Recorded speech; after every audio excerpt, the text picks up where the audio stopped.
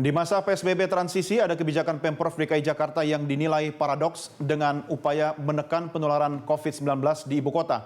Kebijakan itu yaitu aturan ganjil genap yang diberlakukan di sejumlah ruas jalan Jakarta.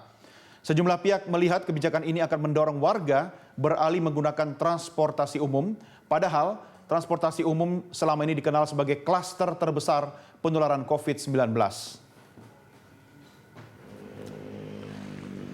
Kebijakan Pemprov DKI Jakarta memberlakukan peraturan ganjil genap di sejumlah ruas jalan di Jakarta banyak dipertanyakan sejumlah pihak.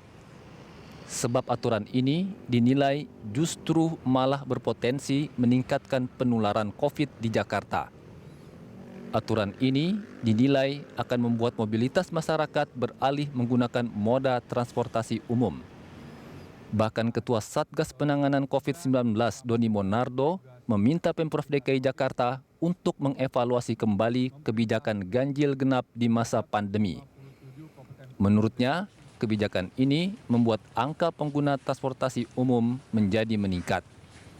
Berdasarkan data yang dimilikinya menunjukkan kebijakan aturan ganjil genap membuat angka pengguna transportasi umum KRL naik 3,5%.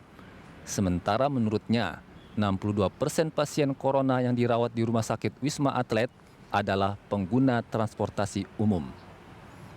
Namun demikian, pemerintah Provinsi DKI Jakarta melalui Dinas Perhubungan hingga kini tetap melanjutkan aturan ganjil genap untuk kendaraan bermotor di sejumlah ruas jalan di DKI Jakarta pada masa PSBB transisi.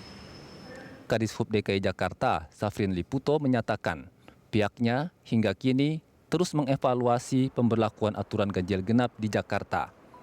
Ia mengakui bahwa kebijakan ini telah membuat terjadinya peningkatan angka pengguna moda transportasi umum. Namun menurutnya, peningkatan tersebut masih berada di bawah batas kapasitas yang dimiliki kendaraan umum yang tersedia. Ia mencontohkan, penumpang di KRL naik sekitar 4% saat diberlakukan aturan ganjil genap. Namun angka ini menurutnya masih jauh dari kapasitas.